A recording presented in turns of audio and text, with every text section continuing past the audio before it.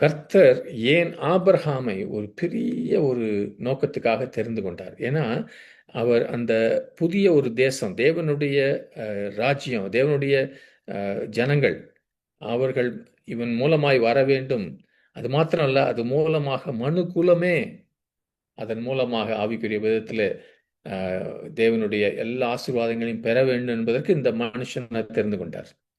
அவன் எதற்காக தேர்ந்து கொடுக்கப்பட்டான்? அவன் ஒரு பிதாவாக சரியான தகப்பனின் வேலையை செய்வதனால. தேவன் இவன் ஒரு தகப்பன் என்ன செய்ய வேண்டுமோ அதை செய்ய முடியும். என்னது? Du command his children. கட்டளையிட்டு அவன் குடும்பத்தையும் அவனுடைய பிள்ளைகளையும் கர்த்தருடைய வழியை, யெகோவாவின் வழியை கடைப்பிடிப்பதற்கு அவர்களை அவர்களை கட்டளையிட்டு நடத்துவான். He will command them.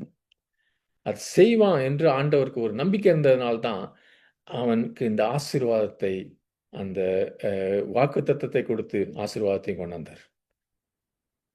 அந்த அந்த ஒரு சூழ்நிலையில் தான் சொல்றாரு, ஆபிரகாம் உண்மையிலேயே ஒரு பெரிய ஜாதியாக வருவான். அவனுடைய தேசமும் பெருசாகவும், உலகத்தில் இருக்கிற எல்லா குடும்பங்களும் அவன் மூலமாக ஆசீர்வதிக்கப்படும். ஏன்னா சகோதரன் சகோதரியே, எங்க தகப்பன் தவறுகிறானோ தேசம் மகிமைப்படுவதில்லை.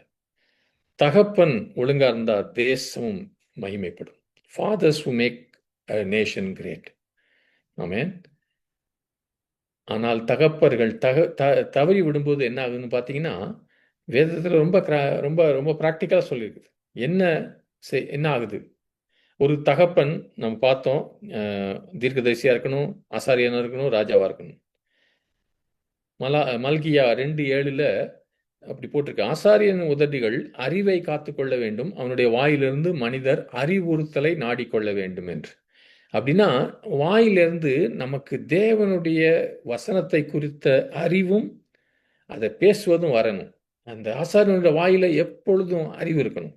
என்ன அறிவு? தேவனுடைய வார்த்தையை குறித்து, தேவனுடைய நியாயப்பிரமாணத்தை குறித்து. அப்ப ஒரு தகப்பன் தீர்க்கதரிசியாகவும் ஆசாரியனும் இருந்தா அவனுடைய நாவுல அறிவை, அந்த வேத அறிவை காத்து கொள்ள வேண்டும். அப்ப அவனுடைய குடும்பமும் தேவனை அறிந்து கொள்ளும்.